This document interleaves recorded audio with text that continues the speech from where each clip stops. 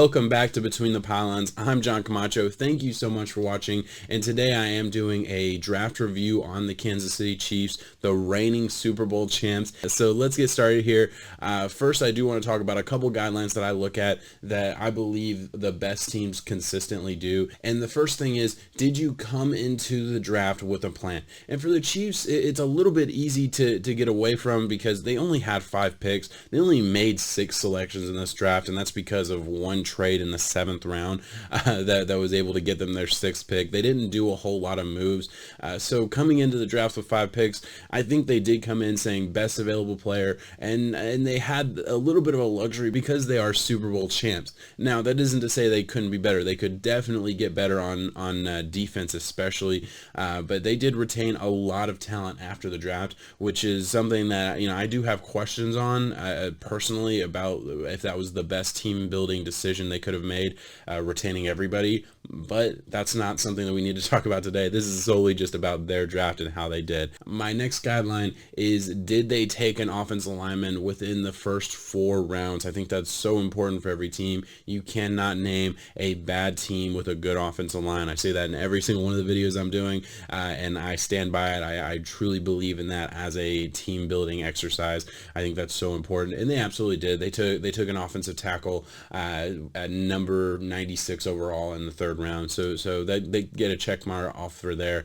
And then the last thing is, did they get a piece of the strength of the draft, right? So wherever the whatever position group was the deepest, whatever was the best position group to attack in the draft, did they get a piece of that? And they did not here. They did not take a wide receiver in this draft class, which for the Chiefs, did they really need to? Why would they? This is the guidelines that I talk about for every single NFL team. It doesn't fit perfectly for every single team, and for the Chiefs, I don't think that question fits perfectly. They could have gone wide receiver, but they didn't need to. They had absolutely no need at wide receiver, so why would you do that when there's other needs that they maybe had? So I have no problem with that at all. Let's get into the actual picks that they made in the first 3 rounds. With their first pick, number 32 overall, they take one of my absolute favorite players in this draft. I'm telling you guys, the Chiefs are just loading up on guys that I have love affairs with in the draft, and they draft those guys, and it's really hard for me not to have like 10 Chiefs jerseys at this point. I only have 1. I do have Patrick Mahomes, but that's beside the point. Clyde Edwards-Helaire. I loved this pick. So a little bit of backstory on me. I'm going to go a little bit off the rails just for a second. I did a couple mock drafts coming into the draft, and every single time I did a mock draft on the podcast, Between the Pylons podcast, check that out, I always mocked a running back to the Chiefs. Now, granted, I went DeAndre Swift because that was the consensus number 1 running back. It was not my number 1 running back on the board, but it was the consensus, and that did make a lot of sense to me. I thought DeAndre Swift would fit well. I am kicking myself because the second I heard Clyde Edwards-Helaire with the Chiefs, it just made the most sense. I mean, that is a perfect scheme fit. We're talking about a running back who, I mean, you watched him. You had to have watched a couple college games. You couldn't have missed the national championship, right? You saw how explosive he was, how incredible. I have the highlights on here right now for you guys, how incredible he is as an actual route runner. And if you guys want to hear a little bit more of what I think about Clyde Edwards-Helaire, I do have a draft profile on him, so you can go check that out on the channel. I talk for probably 10-15 minutes just gushing over how impressive this player is. And man, I mean, just legitimate route running. He is a bowling ball with the ability to make you miss as well. He has it all as a running back. Yes, he's a little small. I believe it was Tyreek Hill who was really excited about this pick, because now at 5'10", Tyreek Hill is not the shortest guy on the team anymore. So that's pretty cool for him, I guess. But man, Clyde Edwards-Helaire, I think that's just such a good pick. He is pick 101 in any fantasy draft, that any rookies draft. I mean, that is just a clear cut. You gotta go get Clyde Edwards-Helaire, draft him with the very first pick. And honestly, I would consider Clyde Edwards-Helaire at the bottom of the first round. That's just in a regular fantasy league. So I'm getting way off topic. I understand that. As far as the Chiefs are concerned, man, I love that pick. I think they could not have gone with a better pick, and it was kind of a need for them. I mean, I don't think Damian Williams is the answer at running back long term. Clyde Edwards-Helaire is. He is going to be a monster for the Chiefs. I absolutely believe that. With their next pick, they took Willie Gay Jr. out of Mississippi State. This is a guy that I did not have ranked as a second-round linebacker, but at the very end of the second round, I don't hate it. I'm doing research for this video. I found out that he does have some off-the-field concerns, which could be an issue. Nothing super major, but some small stuff there. He has speed. He is a bruiser. To me, he ran a 4.46 at the combine. I did not see that on film. In my notes, I did not put him at 4.46. I understand that he is fast. I didn't see that kind of speed, so that's awesome for him. And if he has that type of potential, look out NFL, because he's going to a defense that could really use him. I think this is one of those picks where you're not drafting what he is right now. I think you're drafting what he could be in the future. So good pick for the Chiefs. I'm sorry, I'm going to go a lot shorter on him than I did the first pick, just because I fell in love with the first pick. And with pick number 96 in the third round, they did take Lucas Nang, offensive tackle out of TCU. And this is just one of those things where you just have to trust Andy Reid. He's been doing this for 15 years, and he's been consistently finding good tackles in the draft, good linemen in the draft.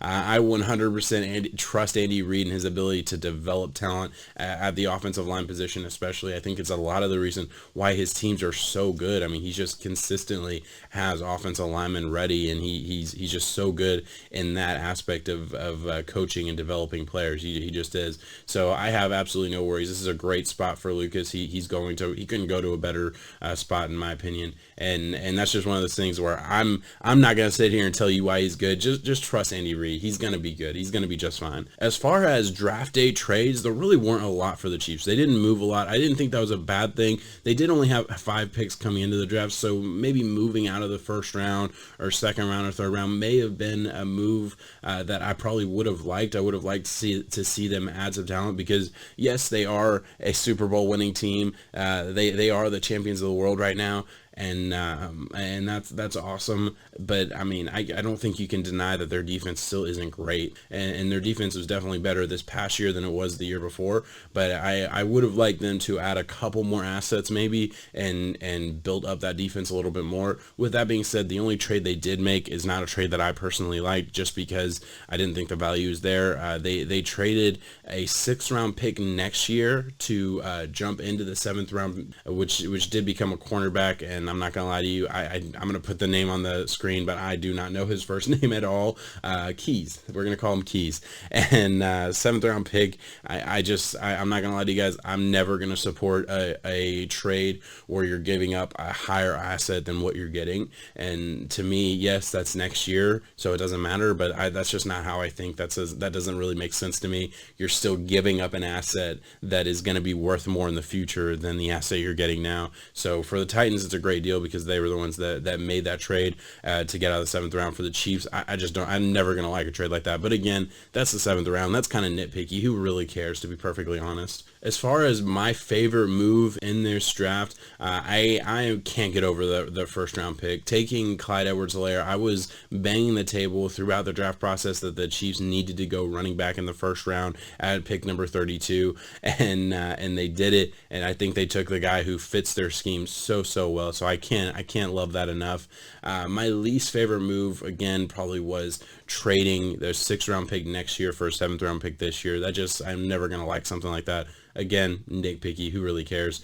And the biggest surprise for me, aside from not moving back, because that's kind of a side note, really. Like, I understand that trade backs don't just happen out of thin air. You have to have a good trade, first of all, and a good trade partner. And sometimes that just doesn't happen. So I'm not gonna hate on the team for not trading back when maybe that just wasn't an option. I'm not privy to any of that information, so who knows? But for me, the biggest surprise was the lack of focus on cornerback in the first 2 days. I came into this draft kind of expecting the Chiefs to go defense heavy and take a cornerback at some point pretty high. I expected them to get one of the top corners, and they did go defensive back late. They took a corner safety hybrid type of guy in the 4th round out of Louisiana Tech, and then of course they did trade back into the 7th round to get another corner.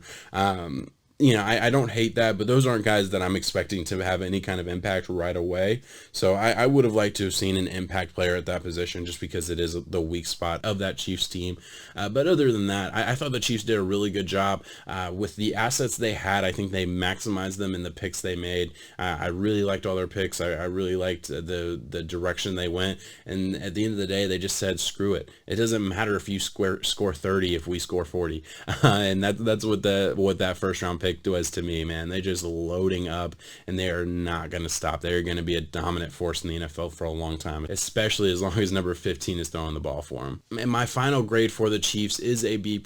Really, it was a B, but I think the Clyde Edwards-Helaire really pushed it up to a B+ for me.